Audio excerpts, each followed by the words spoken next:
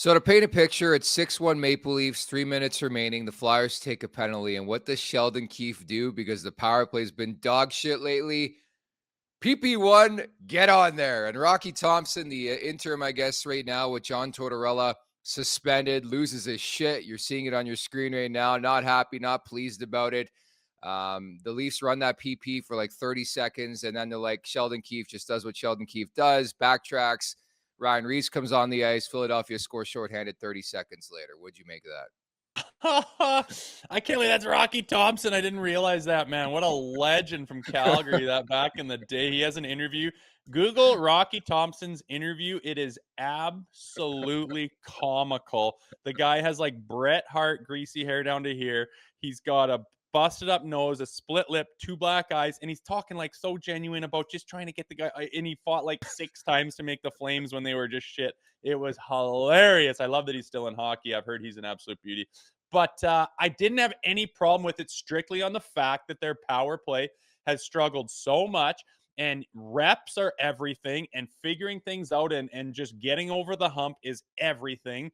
And for a power play, you can't practice it against your own guys. You're not ripping one-timers off guys' ankles in practice. You go out early, the power play does all the time to work it around. It's a fresh sheet of empty ice. It doesn't do it justice.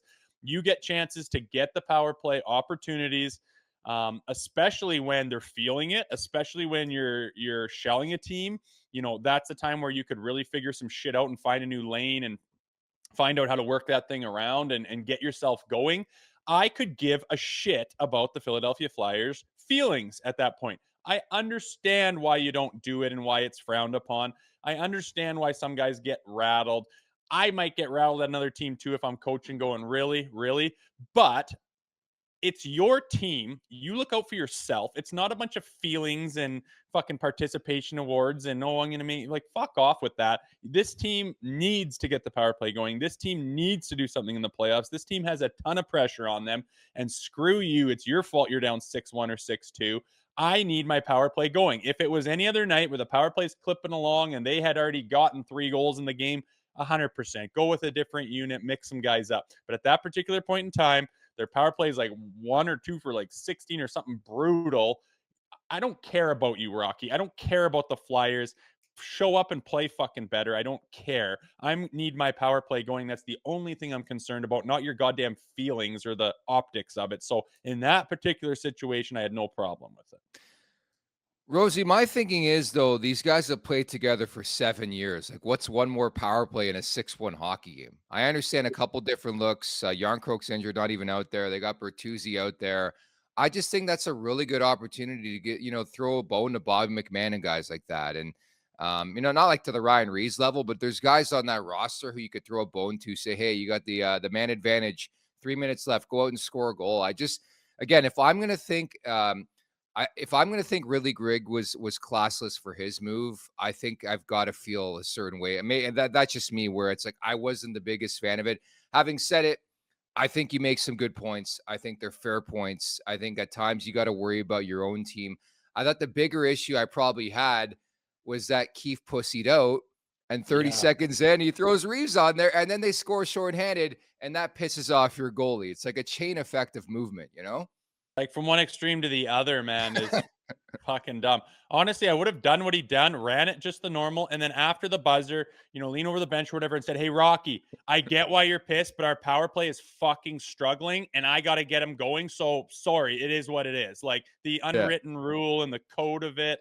I understand all that stuff, but there's a limit to it, and I don't understand why you have to take it to such an extreme, or I don't agree with having to. Sorry, our power play is really struggling. This is an opportunity for them to get some reps. And you say they've played together for 7 years or whatever. Well, if all things are being the same, why doesn't Austin just score 65 every year? Why do some guys struggle? Why do some things not click? Why is the momentum not there? Why is the chemistry sometimes not there? Why do they change lines? Why do they change PPs?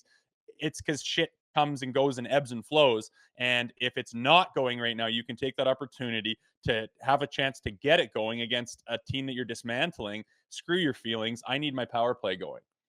Some quotes from Keefe after the game. I got no intention of doing that. We had tired people on our bench. I got to manage my team and my bench. They got a shorty out of it. Trying to double up some of our third and fourth line guys, and then we get a power play, and you don't want to put the top-notch guys out but the other guys were exhausted. My question to you, if it's John Tortorella on that Flyers bench, does Sheldon Keefe even think of doing that? I don't No. know. I don't know, man. Would John lose his marbles? I think he's yes. lost it over that. Something similar to that before.